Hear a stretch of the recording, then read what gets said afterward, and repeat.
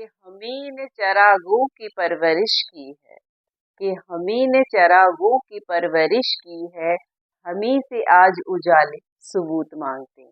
Hi friends, स्वागत है आप सभी का मेरे यूट्यूब चैनल हिंदी पॉइंट्स में, जिसमें कि मेरा प्रयास रहता है हिंदी को बहुत ही आसान तरीके से आप तक पहुंचाने का। फ्रेंड्स, आज मैं लेके आई हूँ रीतिकालीन सिद्ध कवि बिहारी दास जी को, जिनके बारे में संपूर्ण जानकारी आपको दूंगी, क्योंकि बिहारी दास एक ऐसा नाम है किसी परिचय का मोहताज नहीं है। और बिहारी दास चाहे वो 6 से 8 तक के स्टूडेंट हो, चाहे वो 8 से 12 तक के स्टूडेंट हो, चाहे वो किसी भी प्रतियोगी परीक्षा में भाग ले रहे हो, बिहारी जी से 2-4 क्वेश्चन बनते ही बनते हैं। तो मैंने सोचा चलिए एक काम करते हैं, बिहारी जी के ऊपर एक वीडियो बना देते हैं, जिससे मेरे जो विद्यार्थी हैं उन्हें कुछ लाभ मिल जाए। तो चलिए बात करते हैं बिहारी दास। उससे पहले जो लोग चैनल पे नए जुड़े हैं, चैनल को लाइक कर ले, सब्सक्राइब कर ले और बेल आइकन को जरूर प्रेस कर लें। तो फ्रेंड्स, चलिए बात करते हैं बिहारी जी की। फ्रेंड्स, बिहारी जी के लिए कहा जाता है कि जब ये 7 या 8 वर्ष की आयु के थे, तो इनके पिता इनको लेकर के ओरछा आ गए और ओरछा आकर के रहने लगे। अब जब ये ओरछा में रहने लगे तो वहीं पे आचार्य केशव दास से इन्होंने शिक्षा ग्रहण की, उन्हीं के सानिध्य में रहे। फ्रेंड्स, मैं यहाँ एक चीज क्लियर करना चाहूंगी, जो मैं केशव दास की बात कर रही हूँ, मैं केशव दास उनकी बात कर रही हूँ जो रीतिकालीन कवियों की परंपरा में सबसे पहले कवि थे, केशव दास जी। उसके बाद जो दूसरे कवि आए थे वो बिहारी जी आए थे। तो जाहिर सी बात है कि बिहारी जी जो थे वो अपना गुरु केशव जी को मानते थे। तो जब ओरछा उनके पिताजी ने लेके आ गए बिहारी जी को, तो ये केशव दास जी के शिष्य बने और उनसे शिक्षा ग्रहण करी और उनके सानिध्य में रहे। फ्रेंड्स, रीतिकालीन काव्य के लिए एक बात जो शायद आपको भी नहीं पता है, वो कही जाती है कि रीतिकालीन जो काव्य था फ्रेंड्स, वो तत्कालीन जो राजा लोग थे या तत्कालीन जो राजा या रईस लोग थे, उन्हीं के आश्रय के कारण फला फूला। कहने का तात्पर्य यह है कि जो रीतिकालीन काव्य था उसके अंतर्गत जितने भी कविगण आते थे, उन सबको राजाओं का आश्रय प्राप्त था। चाहे वो कोई भी कवि हो, किसी न किसी राजा के आश्रय में जरूर रहे। इसी में जो हमारे बिहारी जी हैं उनकी बात ले लेते हैं। बिहारी जी भी इसी श्रृंखला में ही आगे बढ़े, राजाओं के आश्रय में रहे। सबसे पहले तो वो जहांगीर जो मुगल बादशाह थे उनके आश्रय में रहे। जहांगीर के बाद फिर वो शाहजहां के आश्रय में रहे। फिर जब शाहजहां अपना साम्राज्य छोड़ने के बाद, जब वो छोड़ने के बाद उस स्थान को अन्यत्र चले जाते हैं, शाहजहां वहां से आगरा से चले जाते हैं शाहजहां, तो वो जो थोड़ा सा टाइम पीरियड था बिहारी जी के लिए, वो एक अनिश्चित काल के लिए कह लो कि उस अनिश्चित कुछ टाइम पीरियड के लिए उनके बारे में कोई जानकारी हमें नहीं मिलती कि शाहजहां के जाने के बाद बिहारी जी ने ये जो बीच का टाइम था उस टाइम में वो कहाँ रहे। लेकिन उसके बाद शाहजहां के जाने के बाद वो निश्चित, मैं बोल रही हूँ निश्चित ही, राजा जयसिंह के आश्रय में रहे थे। राजा जयसिंह, उनके बारे में अभी और आगे काफी बात बतानी है, वो बात मैं फिर बताऊंगी आपको। तब तक कुछ और चीजें देख लेते हैं जिसके बारे में पहले बताना जरूरी है। जयसिंह के बारे में मैं आपको लास्ट में बताऊंगी। फ्रेंड्स, चलिए देखते हैं मैंने बोर्ड पे क्या लिखा है, इसी से स्टार्टिंग कर लेते हैं। देखिए यहाँ पे कि मैंने सतसैया का जिक्र किया है। फ्रेंड्स, बिहारी जी जो हमारे बहुत अधिक फेमस हुए, वो केवल मात्र एक रचना के कारण हुए। वो एकमात्र रचना थी सतसैया या सतसई, और ये मुक्तक काव्य की एक विशिष्ट रचना थी। ये मुक्तक काव्य में लिखी गई थी और इसके लिए ये भी कहा गया था। फ्रेंड्स देखिए, मैंने यहाँ भी लिखा हुआ है, सतसैया के दोहरे जो नाविक के तीर, देखन में छोटे लगे घाव करे गंभीर। फ्रेंड्स, सतसैया जो सतसई में दोहे लिखे गए थे, उनके लिए कहा जाता था कि ये ऐसे प्रतीत होते हैं जैसे नाविक के तीर, जो देखने में तो छोटे लगते हैं लेकिन घाव गंभीर करते हैं। मीन्स जो इसके दोहे लिखे हुए थे सतसैया के, वो अर्थपूर्ण थे, सारपूर्ण थे, उनका एक निश्चित अर्थ था, प्रत्येक दोहे का अलग अलग अर्थ था। और फ्रेंड्स एक चीज मैं और क्लियर करना चाहूंगी, मैंने बोर्ड पे भी लिखा हुआ है, स्क्रीनशॉट का टाइम भी दूंगी। सतसई में जो दोहों की संख्या थी फ्रेंड्स 713 और कहीं कहीं पे 719 का भी जिक्र आता है। ज्यादातर सर्वमान्य रूप से 713 ही माना गया है, लेकिन मैंने फिर भी यहाँ पे 719 भी लिख दिया है क्योंकि कई जगह जिक्र आता है। फ्रेंड्स जो लोग प्रतियोगी परीक्षा दे रहे होंगे उनके सामने अगर ऑप्शन आ जाता है, अगर ऑप्शन 713 वाला आता है और 3 ऑप्शन अलग आते हैं तो आप 713 वाला टिक करके आएंगे। और अगर 713 वाला नहीं दिया हुआ है, 719 वाला दिया हुआ है, 3 ऑप्शन अलग है, तो आप 719 वाला टिक करके आएंगे, इसलिए मैंने यहाँ पे दोनों लिख दिए। तो मैं बात कर रही थी सतसई के दोहों की। तो इसके जो दोहे थे बहुत सारपूर्ण थे, हर दोहे का अपना एक निश्चित अर्थ था। अब जो बिहारी जी थे वो कैसे दोहे लिखते थे वो मैंने यहाँ बोर्ड पे भी लिखा हुआ है, लेकिन मैं वैसे भी आपको बता दूं क्योंकि इतना तो आप सबको या मुझे सभी को पता ही है बिहारी जी के बारे में। फिर से नीति विषयक, श्रृंगार परक और कई नीति परक, श्रृंगार परक, योग श्रृंगार के और इस तरीके के आध्यात्म से संबंधित भी भक्ति से सब सॉरी भक्ति आध्यात्म एक ही बात है, भक्ति से संबंधित दोहे भी उन्होंने काफी सारे लिखे थे। अब चलिए देख लेते हैं इनका एक श्रृंगार रस का एक दोहा जिसमें वो किस तरीके से अपने राधा कृष्ण के प्रेम को जग जाहिर कर रहा है, बता रहे हैं और कैसे एक दोहे में पूरा सार उनका हमें समझ में आ जाता है। चलिए देखते हैं मैंने दूसरा वाला कौन सा दोहा लिखा है श्रृंगार रस का। फ्रेंड्स देखिए मैंने लिखा है बतरस लालच लाल की, यहाँ मैं स्क्रीनशॉट का टाइम दूंगी, ऐसे ही बोल देती हूँ। बतरस लालच लाल की मुरली धरी लुकाए, सौह करे भौहन हंसे दैन कहाँ नटी जाए। यहाँ पे राधा कृष्ण का इतना सुंदर वर्णन बिहारी जी ने किया है जो देखते ही बनता है। फ्रेंड्स इसका अर्थ भी हम देख लेंगे क्योंकि अर्थ भी हमें आना चाहिए। कई बार ऐसा होता है कि ये दोहा आपको दे दिया जाएगा, उसका अर्थ भी हमें देखना होता है, या हम 6 to 8 या 9, 10, 11, 12 कहीं भी अगर दोहा आ रहा है तो उसका अर्थ हमें आना चाहिए। फिर देखिए यहाँ जैसे मैंने लिखा है बतरस लालच लाल की। बतरस का मतलब होता है फ्रेंड्स बातों के लालच में, लाल मतलब कृष्ण जी के लिए कहा जा रहा है कि बात करने के लिए लालच से मुरली धरी लुकाए, मतलब लाल से मतलब कृष्ण से बात करने के लालच में मुरली को छुपा लिया है, राधा रानी ने मुरली को छुपा लिया है। अब जब कृष्ण उनसे मांग रहे हैं अपने मुरली तो वो क्या कर रहे हैं, सौह करे, सौह मतलब कसम खा रही है, सौह खा रही है, मतलब कहते हैं ना कि मैं सौह खा रही हूँ, कसम खा रही हूँ, सौह करे। भौहन हंसे, भौहन मतलब ये जो हमारी भ्रुकुटियां होती है उसमें हंसना, लाइक जैसे कई बार हम लोग हंसते हैं, पूरा हम लोग जो हमारा माउथ है इसको पूरा नहीं स्ट्रेच कर पाते, केवल भौं में ही कई बार हम हंसते हैं, हमारी भौं की भ्रुकुटी की आकृति होती है वो ऐसी होती है जैसे हम हंस रहे हैं।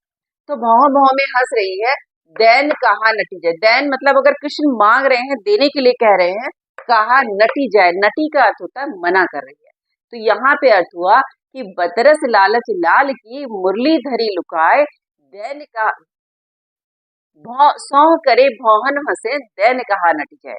यहाँ पे श्री कृष्ण से बात करने के लालच में उनकी मुरली छुपा ली गई है और जो कृष्ण कहते हैं कि मेरी मुरली आप दे दो, तो वो पहले तो कसम खाती हैं, फिर अपने भ्रुकुटियों में ही हंसती हैं और देने के लिए मना करती है कि मेरे पास तो है। तो कितना सुंदर वर्णन किया है उनके प्रेम का, राधा और कृष्ण के इस श्रृंगार रस का बहुत सुंदर वर्णन अपने दोहे में उन्होंने किया है, जो कि सतसैया का ही एक दोहा है।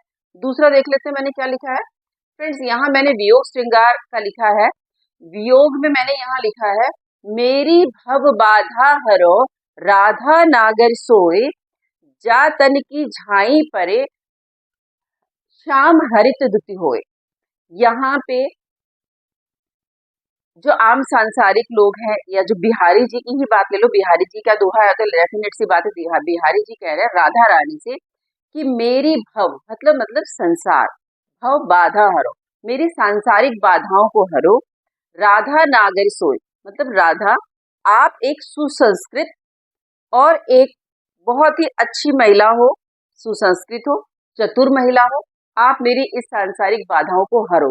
कैसे हरो, जा तन की छाई परे, श्याम हरित दुत होए। जा मतलब आपके तन की छाई मतलब परछाई पड़ने से, श्याम मतलब श्री कृष्ण, जो हरित का मतलब खुश होना भी होता है, हरित दुति होए, श्याम भी खुश हो जाते हैं।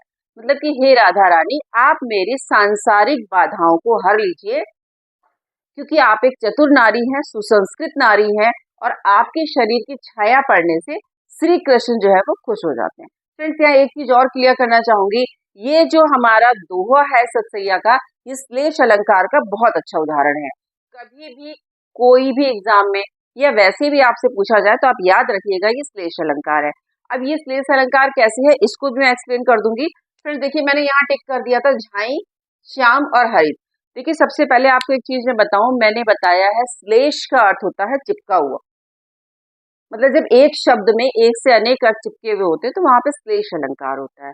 अब यहाँ 3 शब्द ऐसे हैं जिसमें अलग अलग अर्थ छिपे हुए हैं, जिसके कारण ये श्लेष अलंकार हुआ है। आइए देखते हैं। यहाँ है झाई। झाई का एक अर्थ होता है दृष्टि पड़ना, एक होता है परछाई पड़ना। दो का तो फ्रेंड्स अभी मुझे तुरंत ही याद आ गया, एक दो और भी होंगे, लेकिन यहाँ पे झाई के देखिए 2 अर्थ निकल रहे हैं, एक से अधिक निकल रहे हैं, तो ये श्लेष अलंकार का उदाहरण है। दूसरा देखिए श्याम। श्याम का मतलब काला भी होता है, श्याम का मतलब कृष्ण भी होता है, और श्याम का मतलब जो है कोई पाप से संबंधित बात, जैसे काला रंग पाप से संबंधित होता है, सफेद रंग पुण्य से संबंधित होता है, तो यह श्याम के 3 अर्थ निकल रहे हैं, तो श्लेष अलंकार का उदाहरण है। फिर हरित। हरित का अर्थ एक तो हरा रंग हो गया, एक हरित का मतलब खुश हो जाना हुआ, मतलब प्रफुल्लित हो जाना, जैसे राधा रानी की छाई शरीर की जो छाया पड़ रही है तो श्याम जो है वो खुश हो गया। तो फ्रेंड्स यहाँ मैंने लिख भी दिया था श्लेष अलंकार, स्क्रीनशॉट ले लीजिएगा आप।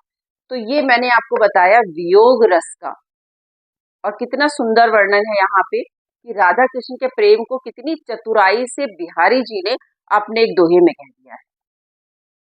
फ्रेंड्स उसके बाद मैंने एक और उदाहरण लिखा है यहाँ पे श्रृंगार रस का, और ये बहुत सुंदर उदाहरण है। अक्सर एग्जाम में जो 10th के बच्चे हैं वो लोग भी इसको नोट डाउन कर लें, ये अक्सर एग्जाम में आता ही है और बहुत अच्छा उदाहरण है। देखिए यहाँ लिखा है, कहत नटत रीजत खीजत, मिलत खिलत लजियात, भरे भौन में करत है नैनन ही सब बात। यहाँ पे राधा कृष्ण के प्रेम को बिहारी जी ने बड़ी चतुराई के साथ जग जाहिर कर दिया है। वो कैसे, और एक एक शब्द का अर्थ भी आपको बताती चलूंगी। जैसे यहाँ लिखा है कहत नटत, यहाँ पे एक भवन है जहाँ पे राधा जी भी है, कृष्ण जी भी हैं। कृष्ण जी राधा जी से अपना प्रेम प्रदर्शन करते हैं, प्रेम प्रदर्शन वे कुछ बात कहते हैं इशारों ही इशारों में, तो वो तो हमारा कहत हो गया, कोई बात कह रहे हैं अपने इशारों ही इशारों में। तो नटत, अब उनकी बात सुन करके राधा रानी उस बात से इनकार कर रही है, उनसे मिलने के लिए इनकार कर रही है, तो वो नटत हो गया यहाँ पे इसका अर्थ। फिर रीझत, अब वो इस तरीके से मना कर रही है कि उनके मना करने को देख करके श्री कृष्ण जो है, मना करने की जो उनकी अदा कह सकते हैं, या हम ये कह सकते हैं कि जो उनके मना करने की भाव भंगिमा है, उसे श्री कृष्ण उन पे और अधिक रीझते हैं उनके मना करने के तरीके से, तो ये रीझत हो गया। फिर खिजत, जब मना कर देती हैं और कृष्ण जी मुस्कुराते हैं तो राधा जी जो है खीज उठती है कि मैं मना कर रही हूँ, कृष्ण जी फिर भी रीझ रहे हैं, मुझ पर खुश हो रहे हैं। अब मिलत खिलत लजियात, फिर दोनों के इसी बीच में नैन मिल जाते हैं, राधा के और कृष्ण के दोनों के नैन जो है आपस में मिल जाते हैं। जब नैन मिलते हैं तो यहाँ मिलत आ गया, खिलत लजियात, जब नैन मिलते हैं तो उनके दिल खिल उठते हैं, लजियात, और दोनों जने शर्मा जाते हैं। फिर इनका इसका अर्थ एक साथ भी बताऊंगी, अभी अलग अलग करके बता रही हूँ क्योंकि एक एक शब्द का अर्थ बता रही हूँ। फिर देखिए, और भरे भवन में करत है नैननो ही सब बात, अब इतने सारे भरे हुए भवन में वो नैनो ही नैनो में बात करें। फ्रेंड्स आपने भी देखा होगा रोजमर्रा की जिंदगी में क्या होता है, या पति पत्नी की ही बात ले लो, परिवार में जब कोई नवविवाहित जोड़ा होता है या कोई प्रेमी प्रेमिका है, बहुत सारे लोग बैठे हुए आसपास हमारे, हम अपनी बात खुल के नहीं कह पाते अपने प्रेमी से या अपने पति से, तो हम इशारों में अपनी बात करते हैं, और इशारों में जब बात करते हैं तो वो लोगों को, आसपास के लोगों को भनक भी नहीं लगती है कि क्या बात कर रहे हैं, और इशारों इशारों में सारी बात हो जाती है। इसी चीज को बिहारी जी ने बहुत ही सुंदर तरीके से प्रेजेंट किया है। फ्रेंड्स अभी तो मैंने आपको एक एक शब्द का बताया था, कहत नटत का, हर चीज का। अब मैं इसको एक साथ आपको अर्थ बताती हूँ कि यहाँ पे श्री कृष्ण राधा रानी से मिलने के लिए प्रणय निवेदन करते हैं, और उस पे राधा रानी मना करती हैं।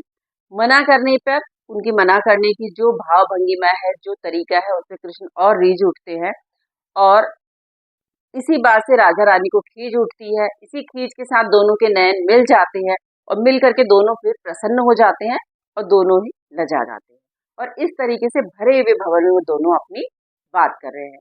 तो बिहारी जी के लिए कहा जाता है फ्रेंड्स, गागर में सागर भरने वाले बिहारी जी है हमारे। मतलब कम कह करके उसका बहुत अधिक अर्थ वो हम तक दे गए। इसीलिए कहा भी जाता है कि सतसैया के दोहरे जो नाविक के तीर, देखन में छोटे लगे घाव करे गंभीर। तो फ्रेंड्स ये आपने देखा। अब इनके बारे में देख लेते हैं थोड़ा, इनका नाम, इनके बारे में क्या क्या था, क्या क्या चीजें थी। उसके बाद जयसिंह के बारे में बात करेंगे, वो मैंने छोड़ दिया था, मुझे याद है फ्रेंड्स उसके बारे में बात करनी है। देखिए इनका नाम जो था वो बिहारी दास था। इनके पिता का नाम केशव राय था। फ्रेंड्स इनकी माता का नाम कहीं भी उल्लेखित नहीं है।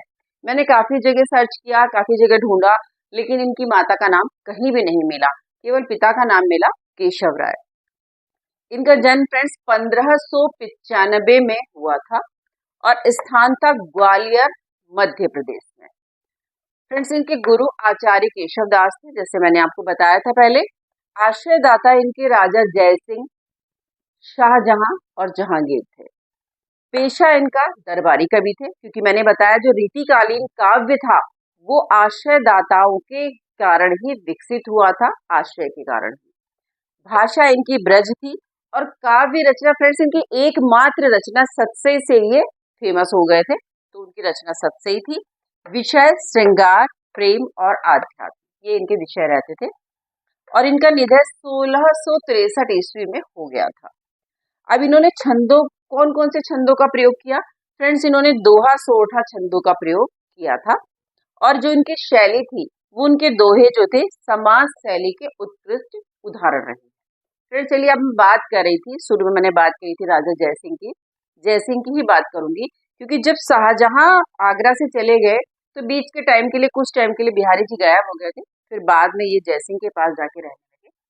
तो जयसिंह की नई नई शादी होती है, नई रानी आती है। अब वो पत्नी प्रेम में इतने ज्यादा मग्न हो जाते हैं कि उन्हें राज्य का कुछ पता ही नहीं चलता कि राज्य में क्या हो रहा है।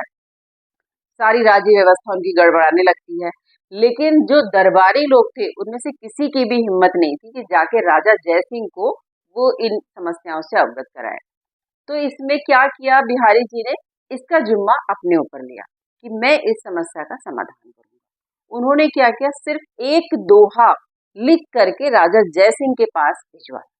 वो दोहा क्या था फ्रेंड्स, मैंने यहाँ लिखा है, नहीं पराग नहीं मधुर मधु, मधुर मधु नहीं विकास एहि काल, अली कली ही सो बंध्यो आगे कौन हवाल।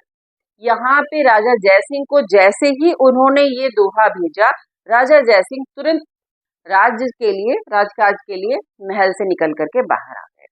तो इस दोहे में ऐसा क्या था, ये तो मैंने आपको पढ़ के बताया। इसका अर्थ था नहीं पराग, मतलब नहीं पराग नहीं मधुर मधु, मतलब ना तो अभी कोई पराग है, ना ही मीठा मकरंद है, नहीं विकास यही काल, ना ही इस कली का अभी पूर्ण तरीके से विकास हुआ है। मतलब ना तो ये अभी पराग है इसमें, और ना ही इसमें मीठा मकरंद है, और ना ही इस कली का अभी विकास ही हुआ है। अली मतलब भंवरा, कली मतलब कली, कि भंवरा कली ही सो बंधे, मतलब जो भंवरा है उसने कली को ही इस तरीके से उसके पास में बंध चुका है। अली कली ही सो बंध्यो, मतलब अली मतलब भंवरा कली के साथ इस तरीके से बंध गया है अभी इस समय, जबकि वो कली विकसित भी नहीं हुई, ना ही उसमें अभी पराग आया, ना ही उसमें मकरंद आया, ना ही वो कली विकसित हुई। अभी से भंवरा उसमें इस तरह से लिपट गया, उसमें बंधन उसमें बंध चुका है उस कली के साथ, तो आगे कौन हवाल, तो आगे इसका क्या ही होगा। इतना पढ़ना था कि राजा जय सिंह तुरंत अपनी रानी का भवन छोड़ करके बाहर आ जाते हैं और बाहर आकर के राज्य काज में लग जाते हैं, और उसके साथ वो एक स्वर्ण अशर्फी बिहारी जी को देते हैं। फ्रेंड्स उसके बाद जो राजा जयसिंह थे उन्हें आश्वासन देते हैं कि जब जब वो अपना दोहा मुझे सुनाएंगे, मतलब कुछ ज्ञान परक जैसे ये वाला सुनाया था, तो एक स्वर्ण अशर्फी मिलेगी।